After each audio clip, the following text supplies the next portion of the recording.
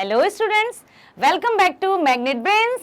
आज मैं फिर उपस्थित हूं आपके लिए आपकी ही क्लास यानी 10th क्लास की पाठ्य पुस्तक क्षितिज। कविता कौन सी पढ़ रहे थे हम बताइए? पाठ 9, कविता थी संगतकार। कवि थे मंगलेश डबराल जी। कविता में हमने क्या जाना था?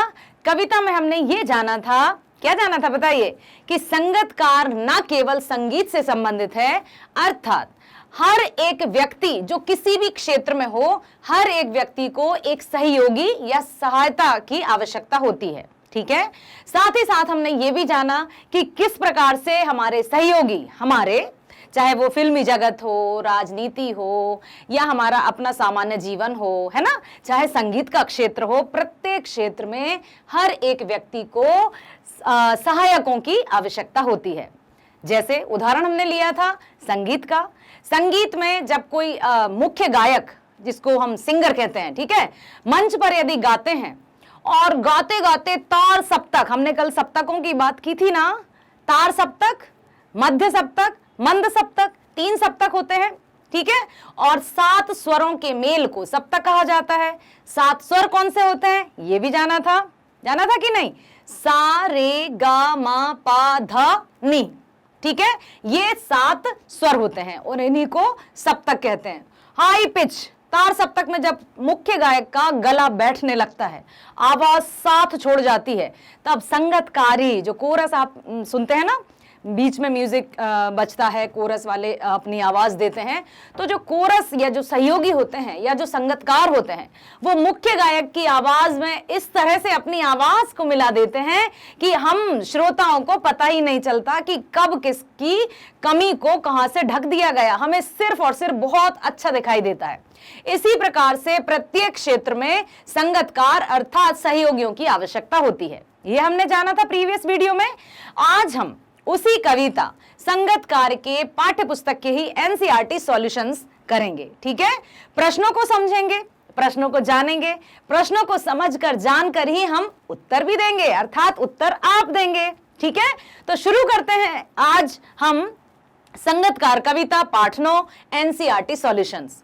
आशा करती हूं आप अपनी बुक लेकर बैठे होंगे, तो ओपन कीजिए और अपने मस्तिष्क को जरा अच्छे से केंद्रित, एकदम कंसंट्रेट होकर बैठिए, क्योंकि उत्तर आपको देना है। आइए शुरू करते हैं,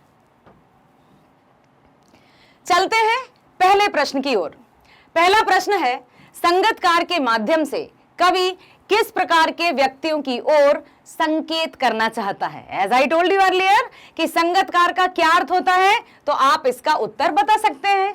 क्या है कवि के अनुसार? संगतकार के माध्यम से कवि किसी भी कार्य अथवा कला में लगे सहायक कर्मचारियों और कलाकारों की ओर संकेत करना चाह रहा है। सहायक कलाकार अपने प्रसिद्धि की परवाह किए बिना मुख्य कलाकार के महत्व को बढ़ाने का कार्य करते हैं। समझ में आया? पर्दे के पीछे जो कार्य करते हैं, सिर्फ कोई एक व्यक्ति दिखाई देता है और हम सबको लगता है कि वही सब कुछ है, लेकिन उसके पीछे बहुत सारे सहयोगी रहते हैं जो अपना बेस्ट देते हुए उनकी सहायता करते हैं। अतः हमें क्या चाहिए कि हर एक के प्रति कृतज्ञता व्यक्त करें। प्रीवियस वीडियो में क्या कहा था हमने आपसे? कृतज्ञ और कृतज्ञ का अर्थ समझा था। कृतज्ञ अर्थात उपकार मानना है, हमें उपकार मानने वाला। कृतज्ञ मीन्स उपकार ना मानने वाला। ना मानने वालों को रख देते हैं हम साइड में, लेकिन हम प्रत्येक व्यक्ति के प्रति आभार व्यक्त करेंगे, कृतज्ञ व्यक्त करेंगे। यही मानवता है, क्योंकि जो संगतकार रहते हैं, जो सहयोगी रहते हैं, वे भी तो ऐसा ही करते हैं। ठीक है, स्वयं को पीछे रखकर वो मुख्य गायक हो या नेता हो या अभिनेता हो, उसका जो रुतबा है वो बढ़ाकर रखना चाहते हैं। ठीक है, समझ में आया ना बेटा? यहां लिखा है ना किसी भी कार्य को। चलिए अगले प्रश्न की तरफ चलते हैं हम। प्रश्न दूसरा है, संगतकार जैसे व्यक्ति संगीत के अलावा और कौन कौन से क्षेत्रों में दिखाई देते हैं? प्रत्येक क्षेत्र में। जैसे संगतकार जैसे व्यक्ति कहां कहां मिलते हैं? सिनेमा के क्षेत्र में, फिल्म में अनेकों सह कलाकार और स्टंटमैन होते हैं। हमें लगता है कि कोई हीरो, अमिताभ बच्चन हो, ऋतिक रोशन हो, कोई भी, हमें लगता है वही स्टंट किए जा रहे हैं, लेकिन स्टंटमैन कोई दूसरे रहते हैं, ये आप भी जानते हैं भली भांति। ठीक है, नृत्य के क्षेत्र में अन्य सहनर्तक और वाहवाही होती है मुख्य की। ठीक उसी प्रकार से यस, भवन निर्माण क्षेत्र में मजदूर अपनी खून पसीना बहाकर एक भवन का निर्माण करते हैं और भवन नाम किसी और के होता है, उन्हें कोई पूछता भी नहीं है। लेकिन हमारे मन में मानवता, इंसानियत की भावना को जगाए रखते हुए हमें प्रत्येक व्यक्ति का हृदय से आभार व्यक्त करना चाहिए ताकि उनको भी अच्छा लगे। ठीक है बेटा, याद रखिएगा अपने जीवन में। और क्या है, राजनीति के क्षेत्र में सहायक, उपनेता और कार्यकर्ता। कितने सारे नेता, उपनेता, सहायक कार्यकर्ता रहते हैं जो किसी भी पार्टी को या कुछ भी उसको आगे बढ़ाने के लिए दिन रात मेहनत करते हैं। ठीक है, और नाम आता है किसी एक का। तीसरा प्रश्न है, संगीतकार किन किन रूपों में मुख्य गायक गायिकाओं की मदद करते हैं? किन किन रूपों में बताइए। और कहां की बात हो रही है? संगीत के क्षेत्र की। तो देखते हैं, संगीतकार निम्नलिखित रूपों में संगीतकार की मदद या संगीतकार की मदद करते हैं या गायक गायिकाओं की मदद करते हैं। कैसे करते हैं, कौन कौन से रूपों में? ध्यान से सुनिएगा। यदि आप संगीत से संबंधित सहायक समझ गए तो आपको प्रत्येक क्षेत्र के सहायक आसानी से समझ में आ जाएंगे कि अच्छा ये कार्य करते हैं तो इस क्षेत्र में ये कार्य करते हैं, इस क्षेत्र में ये कार्य करते हैं। ठीक है, वे अपनी आवाज और गूंज को मुख्य गायक की आवाज में मिलाकर उनकी आवाज का बल बढ़ाने का कार्य करते हैं। ठीक है, जब मुख्य गायक गायन की गहराई में चले जाते हैं तब वे स्थायी पंक्ति को पकड़कर मुख्य गायक को वापस मूल स्वर में लाते हैं। कभी कभी तार सप्तक में, कविता में पढ़ा था ना हमने, कभी कभी तार सप्तक में भटकने लगता है ना, राख जैसा स्वर। मतलब अब लगता है जो मुख्य गायक है उसको लगता है अब मैं नहीं गा पाऊंगा, उसकी जो प्रेरणा है वो साथ छोड़ देती है, हताश हो जाता है, निराश हो जाता है कि अब मुझसे नहीं हो पाएगा। ऐसी स्थिति में संगीतकार ही हैं जो उनको ढांढस बंधाते हैं और अपनी आवाज को इस तरह से मिक्स कर देते हैं कि पता भी नहीं चलता है कि कब उन्होंने अपनी आवाज को मुख्य गायक की आवाज में मिलाकर दर्शकों के समक्ष प्रस्तुत कर दिया, पेश कर दिया। ठीक है, वे मुख्य गायक की थकी, टूटती, बिखरती आवाज को बल देकर उसे अकेला होने या बिखरने से बचाते हैं। नहीं तो क्या हो जाता है, यदि एकदम ऑडियंस बहुत भरी हो मंच पर और कोई गायक अच्छे से ना गा पाए तो ऑडियंस की तरफ से बड़े नेगेटिव है ना कमेंट्स आने शुरू हो जाते हैं।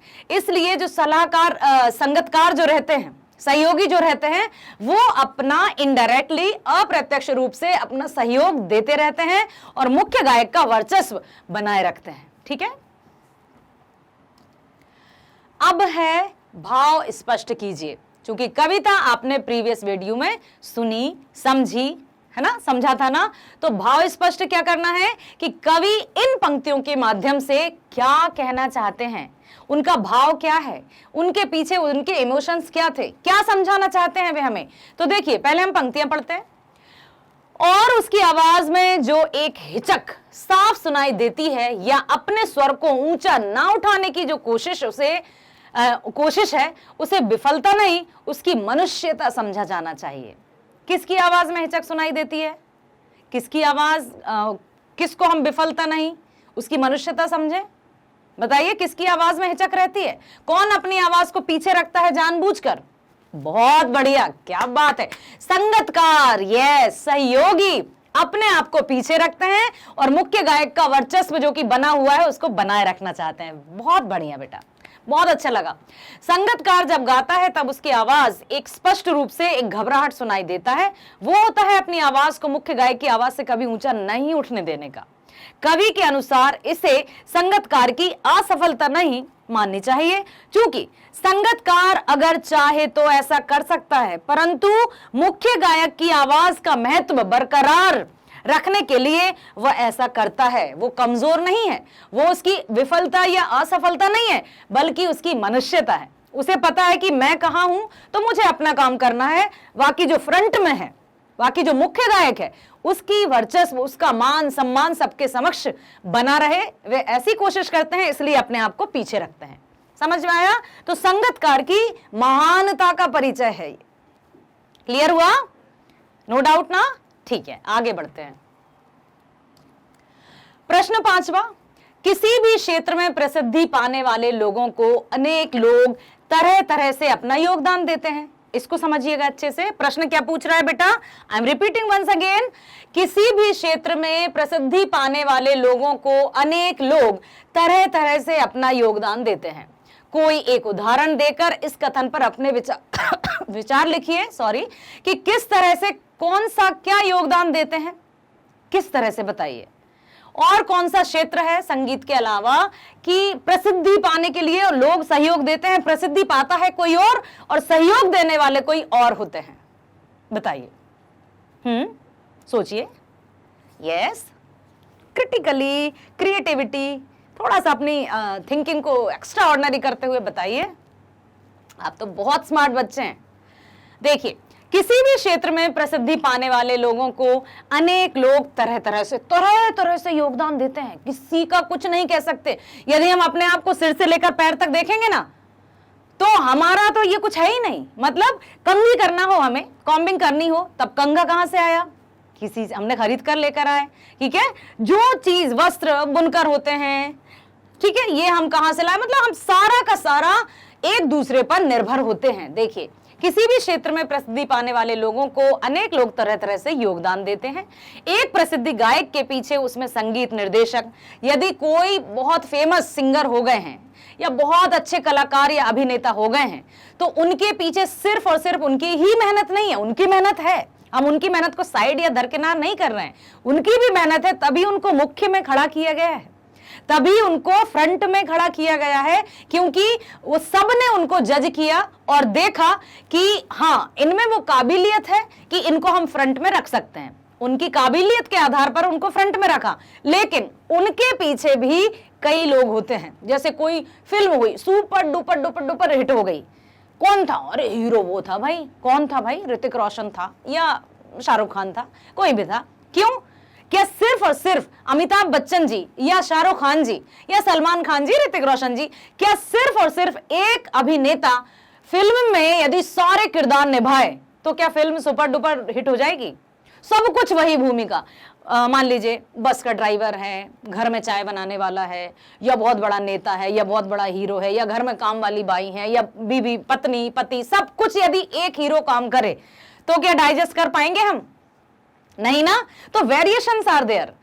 यहां पर बात है कि हर एक को सहयोग की आवश्यकता है। देखिए, संगीत में क्या क्या होता है, निर्देशन, गीतकार, संगीत देने वाले, सह सहायक, निर्माता जैसे लोगों की भी भूमिका अहम होती है। स्क्रिप्ट राइटर, पता ही नहीं होता है कि किसने कहा, मतलब स्टोरी किसकी हमें दिखाई देता है, अरे बहुत खतरनाक, क्या लाजवाब एक्टिंग की, मजा आ गया, है ना, इस तरह से। लेकिन उनके पीछे जो रहते हैं वे उनके सहयोगी हैं, उनकी सहायता के बिना वो वहां नहीं पहुंच सकते थे। ठीक है, अतः जो हमारे सहयोगी हैं, आसपास में जितने भी हमारे सहयोगी हैं, हमें उनके प्रति आभार व्यक्त करना ही चाहिए।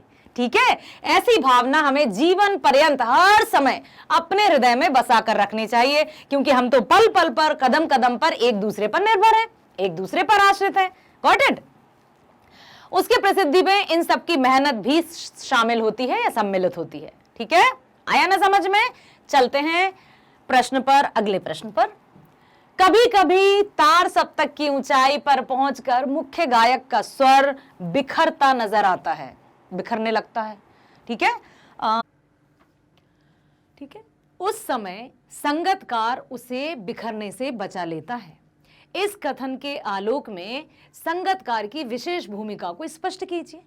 प्रश्न समझ में आया ना बेटा? देखिए, कभी कभी जब तार सप्तक जो हाई पिच रहती है उसमें संगतकार सहायता करता है मुख्य गायक की, क्योंकि तार सप्तक में जाते जाते मुख्य गायक का गला बैठने लगता है, आवाज साथ छोड़ देती है। तब संगतकार किस तरह से अपनी महत्वपूर्ण विशेष भूमिका को निभाता है, यह प्रश्न यहां पर पूछा गया है। ठीक है, आइए उत्तर देखते हैं। जब मुख्य गायक का गायन तार सप्तक की ऊंचाई पर पहुंचता है तब उसके स्वर बिखरने लगते हैं, बिल्कुल, शक्ति समाप्त होने लगती है। ऐसे समय में संगतकार उसके पीछे मुख्य धुन को दोहराकर इस बिखराव को संभाल लेता है और उसकी शक्ति और उत्साह को वापस लाने में योगदान देता है। ये होती है संगतकार की भूमिका कि मुख्य गायक को संभाले रखे, अपने आप को पीछे रखकर किस तरह से वो मुख्य गायक का वर्चस्व, उसकी शान आन बान सब बनाए रखता है, और वो होता है पर्दे के पीछे या संगतकार या सहयोगी। ठीक है, आया बेटा समझ में? यस, आ गया ना? प्रश्न अगला, सफलता के चरम शिखर पर पहुंचने के दौरान, बहुत बहुत बहुत महत्वपूर्ण प्रश्न है, सुनना ध्यान से। सफलता के चरम शिखर पर पहुंचने के दौरान यदि व्यक्ति लड़खड़ाते हैं तब उसे सहयोगी किस तरह संभालते हैं, किस तरह संभालते हैं? देखिए, बहुत अक्सर ऐसा होता है कि जब हम अर्थात कोई भी व्यक्ति ऊंचाई पर पहुंचने लगता है तो उसका जो अहम या अहंकार या मैं, वो भाव उत्पन्न होने लगता है, और ऐसा भाव उत्पन्न होते होते जब हमारे पास अहम जैसा भाव आने लगता है हमारे मन में, तो हमारी सफलता नीचे की तरफ खिसकने लगती है। ये बिल्कुल ट्रू है, एकदम यथार्थ है, सत्य है। इससे आप हमेशा अपने मस्तिष्क में बसा कर रखिएगा कि हम कितनी भी ऊंचाई पर क्यों ना पहुंच जाएं, पैर हमारे जमीन पर ही रहते हैं। अतः हमें उड़ना नहीं है, ऐसे नहीं कि हम हो गया ना, अब तो हम है तो कोई है ही नहीं। अहंकार अच्छों को जमीन में लाकर गिरा देता है औंधे मुंह, तो अहंकारी हमें नहीं होना है। ठीक है देखिए, सफलता पर पहुंचकर यदि व्यक्ति लड़खड़ाते हैं तब उन्हें सहयोगी हौसला, साहस और उत्साह बढ़ाकर उसे संभालते हैं, उनकी कमियों को बताते हैं और हो सके तो उन्हें ठीक करते हैं, पिछली असफलता को भूलने में मदद करते हैं और आगे बढ़ने को प्रेरित करते हैं। सफलता के चरम शिखर पर पहुंचने के बाद भी यदि हम लड़खड़ा जाएं तो हमारे जो अपने हैं, जो वास्तविक रूप में हमारा भला चाहते हैं, वे हमें संभाले रखते हैं, वो हमारी डोर को पकड़े रहते हैं, थामे रहते हैं। और जब हम कुछ ऐसा हो सफलता के दौरान या कहीं भी, जब हम मजबूर हों या कुछ ऐसा समय आ जाए जब हमें लगे कि अब हम क्या करें, दुविधा में आ जाए, तब उस समय जो हमारा साथ दे, आपने सुना होगा ना, विपत्ति कसौटी ते कसे ते ही साचे मीत। विपत्ति या संकट के समय जो भी हमारा साथ देते हैं वही हमारे सच्चे मित्र होते हैं, सहयोगी होते हैं। तो ऐसों को, हमें ऐसे मित्रों को या ऐसे सहयोगियों को कभी भूलना नहीं है। उनको ये नहीं कि उनको दुख में तो हमारा उन्होंने साथ दिया, लेकिन जब हमारी खुशी हो, जब हमारे बहुत अच्छे दिन आ जाएं, तो हमें उनको भूल नहीं जाना है, सबसे पहले उनको याद करना है। क्लियर है बेटा? ये जीवन के ऐसे मूल्य हैं जो हमें हमेशा जमीन से जोड़े रखते हैं, और जो जमीन से जुड़े रहते हैं वही आगे खड़े रहते हैं। समझ में आया? ओके, आई होप कि आपको समझ में आए होंगे। आए ना? चलिए, ओके, वेरी गुड। अब देखिए, मैं आपको बताना चाहती हूं कि हमारा जो चैनल है, आपका चैनल है, यस आप देख रहे हैं, आपका भी चैनल है मैग्नेट ब्रेन्स के लिए। ठीक है, यहां पर आपको सपोज कुछ सर्च करना है या देखना है कि मुझे सिर्फ एक ही विषय का, विज्ञान का या हिंदी का या सोशल साइंस का, कोई भी सब्जेक्ट का एक वीडियो देखना है। सब्जेक्ट के साथ साथ आपको कौन सा चैप्टर चाहिए उसका वीडियो देखना है। तो उसके लिए आप क्या करेंगे, स्क्रॉल करते जाएंगे, स्क्रॉल करते जाएंगे, ओ मिल ही नहीं रहा, मैं कहां से ढूंढूं, ऐसे अजीब सा लगेगा कि मैं कैसे ढूंढूं। तो उसके लिए आप अधिक परेशान ना हो, क्या करेंगे, आप क्रोम पर जाएंगे, मैग्नेट ब्रेन्स आप टाइप करेंगे, टाइप करते ही आपकी स्क्रीन पर कुछ इस तरह से दिखाई देगा। ठीक है, और उसके साथ ही क्या आएगा, यहां पर लिखे हुए ऑप्शंस को ध्यान से देखना है, क्योंकि ये जो हमारा सोशल मीडिया पर जो भी हम कार्य करते हैं उनको हमें पढ़ना होता है, पढ़कर हमें समझना होता है।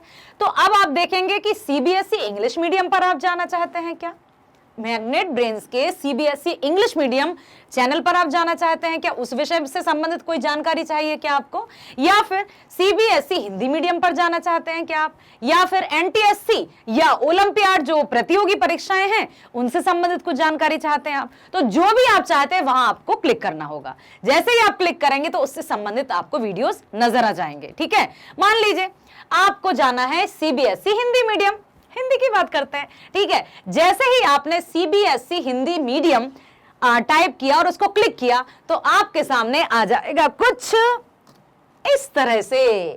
ठीक है, हिंदी का पेज आ जाएगा आपके सामने, स्क्रीन पर संपूर्ण सब कुछ नजर आ जाएगा कि क्लास 10th का ही आप जानेंगे, ऑब्वियसली आपको वही पढ़ना है। तो कक्षा 10वीं हिंदी क्षितिज ये सब आ जाएगा। अब आपको क्या करना है, आपको क्या पढ़ना है, आपको चैप्टर वाइज यदि वीडियोस देखना है तो यहां पर आप सर्च कर सकते हैं। कभी भी कितना भी किस तरह से, मान लीजिए आप पाठ्यक्रम का परिचय चाहिए या पाठ 1 सूरदास जी का जो है उसको आपको देखना है तो उसकी व्याख्या देखना है, या देखिए जब भी कभी आपको व्याख्या देखनी होगी, ध्यान से सुनिए बेटा, यहां वहां ध्यान नहीं लगाना है, ध्यान से सुनिए प्लीज। जब भी आपको कविता या कविता की व्याख्या देखनी होगी, 1.1 आपको व्याख्या मिलेगी, 1.2 आपको प्रश्नोत्तर मिलेंगे उसी चैप्टर के, सेम चैप्टर, और 1.3 में आपको एमसीक्यूज मिलेंगे ही। मान लीजिए आपको पाठ्यक्रम देखना है, ओके, तो पाठ्यक्रम पर आपने जैसे ही क्लिक किया आपके सामने इस तरह से आ जाएगा। तो आपको आपकी हिंदी का संपूर्ण सिलेबस यहां पर स्क्रीन पर नजर आने लगेगा। अब संपूर्ण सिलेबस प्लस आपकी टीचर यहां पर नजर आएंगी, तो आपको सबसे पहले अपनी बुक्स नजर आएंगी। जो कोर्स ए पढ़ते हैं उनको कोर्स की, अरे वाह मेरी क्षितिज, मेरी कृतिका, लगता है यही मुझे बहुत, मतलब इसमें मुझे सब कुछ जानकारी मिलेगी। जो कोर्स बी पढ़ते हैं उनके लिए, अरे वाह स्पर्श और संचयन भी है, मतलब कोर्स बी के वीडियोस भी, ऑफ कोर्स कोर्स बी के वीडियोस भी आएंगे, मिलेंगे, सब कुछ मिलेगा, सब कुछ, और वो भी एकदम free. No subscription, paid subscription नहीं है, कुछ नहीं देना है, एक पैसा नहीं देना है आपको, सिर्फ और सिर्फ हमें यह ध्यान रखना है कि हमें अपने मैग्नेट ब्रेन्स चैनल को लाइक करना है, शेयर करना है और सब्सक्राइब करना है, ठीक है।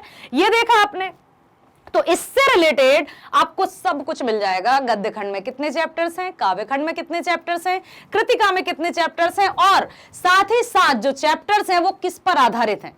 मान लीजिए क्षितिज की अभी मैं बात करूं तो काव्य खंड पहला है, पहले से 9 तक आपके काव्य खंड है, 10 से 17 तक आपका गद्य खंड है।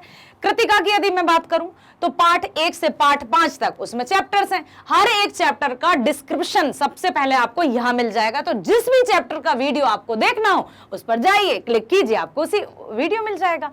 ठीक उसी तरह से कोर्स बी में भी है, स्पर्श में भी यही है, पहले काव्य खंड है फिर गद्य खंड है, ठीक है। यहां भी चैप्टर्स 3 है, तो हर एक चैप्टर्स को आपको जिस भी चैप्टर पर जाना है उसको क्लिक करना है, तो आपको व्याख्या देखना है, साथ ही आपको एनसीईआरटी सॉल्यूशंस देखना है, या फिर आपको एमसीक्यूज देखना है। तो जो भी आपको देखना है उसको बस आप क्लिक कर देंगे तो वो वीडियो, संपूर्ण वीडियो आपकी स्क्रीन पर नजर आ जाएंगे। क्लियर हुआ? यस। और इसके लिए आपको करना क्या होगा, वही जो आप अभी तक करते आ रहे हैं बेटा, और करना है, सब्सक्राइब करना है, लाइक करना है, अधिक से अधिक शेयर करना है। क्यों पूछिए, उत्तर शायद आप ही के पास होगा, क्योंकि magnet brains number 1 channel, online education का सबसे बेस्ट चैनल है। ये मैं नहीं कह रही हूं, ये आप लोग कहते हैं, आप लोगों के कमेंट्स कहते हैं, ठीक है, आपका जो लाइक मिलते हैं वो कहते हैं, ये मैं नहीं कह रही हूं, ठीक है। उसके लिए आपको लाइक, सब्सक्राइब और अधिक से अधिक शेयर करना है। और बेटा देखिए, क्लास 6 to 12 का संपूर्ण सिलेबस एकदम फ्री में, ना केवल मध्य प्रदेश बोर्ड का ही बल्कि सभी स्टेट्स, बहुत सारे स्टेट्स को यहां पर स्टेट बोर्ड्स को शामिल किया गया है, 100% मुफ्त, फ्री, कोई पेड सब्सक्रिप्शन नहीं है, ये बात ध्यान रखिएगा। और ये मत सोचिएगा कि अभी हम कह रहे हैं कि फ्री है, बाद में कुछ महीने या कुछ दिनों बाद हम कह देंगे इतना, नो, नेवर एवर, कभी भी नहीं, कुछ भी नहीं। लाइफ लॉन्ग आप फ्री में वीडियोस देखिए, बार बार देखिए, 10 बार देखिए, 100 बार देखिए, कोई पैसा नहीं लिया जाएगा। आई होप आप लाइक करेंगे, सब्सक्राइब करेंगे, शेयर करेंगे, अधिक से अधिक शेयर करेंगे। Okay, thank you so much, मिलते हैं अगले वीडियो में, तब तक के लिए बाय बाय।